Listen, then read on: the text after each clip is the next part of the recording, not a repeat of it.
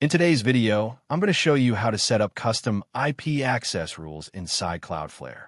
First, log into your Cloudflare dashboard and select the website you want to protect. Next, navigate to Security and then click on WAF or Tools, depending on your Cloudflare dashboard version. Locate the IP access rules section and click Create Rule or Add Access Rule. Enter the IP address, IP range, or country you want to manage.